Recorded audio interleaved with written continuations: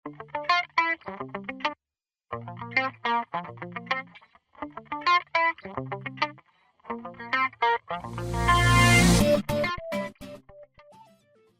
байцгаана уу? Өнөөдрийн хичээлээр бид WordPress CMS-ийг хэрхэн Windows үйлдвэрлэлийн систем дээр тохируулах талаар үзэх болно. За тэгэхээр би өөрийнхөө runtime-ыг суулгасан байгаа. Энд би XAMPP-ыг суулгасан. Тэгээд мөн Apache болон MySQL-ыг ажиллуулсан байна. За тэгэхээр манай сервер ажиллаж байна уу шалгая. За хэрвээ Apache ажиллаж байгаа бол localhost гэж ороход за ажиллаж байна. За харин одоо MySQL ажиллаж байна уу шалгая. PHP MyAdmin гэж орвол за энд манай өгөгдлийн сан нэгдлээ. За тэгэхээр миний Apache болон MySQL сервер хоёулаа ажиллаж байгаа юм байна.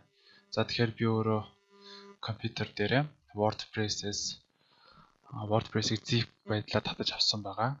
За мөн үүнийг өөрийнхөө XAMPP-ыг суусан фолдер болох C disk-ний XAMPP-ийн htdocs фолдер дотор WordPress гэсэн шинэ фолдер дэгээд энд одоо задлж гаргасан байгаа. За энэ фолдер руугаа орцгоё. За энэ фолдер руу орохын тулд localhost WordPress гэж бичнэ. За ингэж бичихэд бол WordPress-ийн VP admin-ий за энд бол ингээд WordPress-ийг суулгах хэсэг гарч ирж байна. За хэлээ англи хэл гэж сонголоо. За тэгэхээр за WordPress тавтай морил одоо эхлэхийнхээ өмнө одоо өгөгдлийн сан тохируулах хэрэгтэй гэсэн байна. За тэгэхээр өгөгдлийн сангийн нэр, хэрэглэгчийн нэр, password, data host, table prefix гэсэн байна. За одоо үүнийг цааш үргэлжлүүлэх юм бол за өгөгдлийн сангаа би WordPress гэдэг өгөгдлийн сан тавья. За username дээр өөрийнхөө нэрийг бичээд password-ыг password-гүйгээр за table prefix нь VP доогуураас хэвээрээ байя.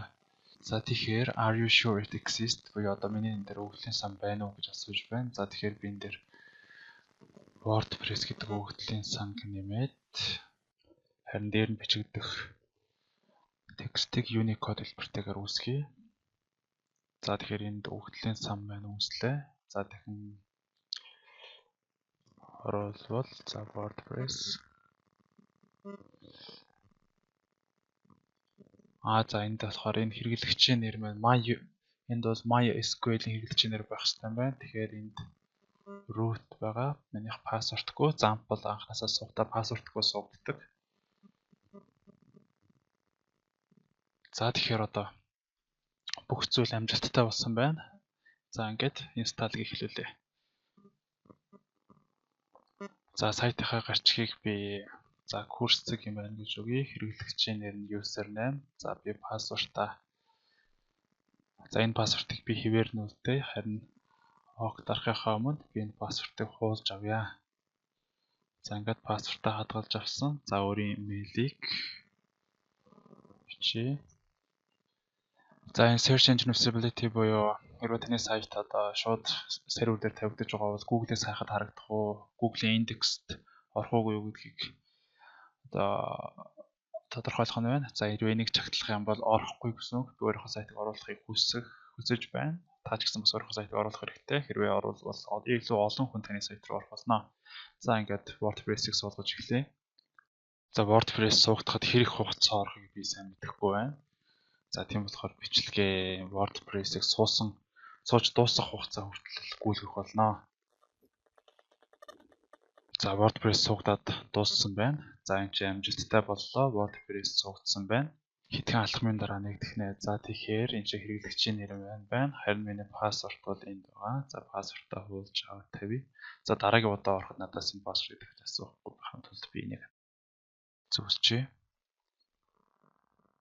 За ингээд нэвтрүүл. За ингээд би өөрийнхөө суусан WordPress руу орлоо. За түрүүн би өөрийнхөө password-ыг хийсэн. Харин дараагийн удаа хэрвээ би энэ дээр дарах юм бол дараагийн удаа эндээс асуухгүй шууд орох болно. За ингээд миний компьютер дээр WordPress суулаа.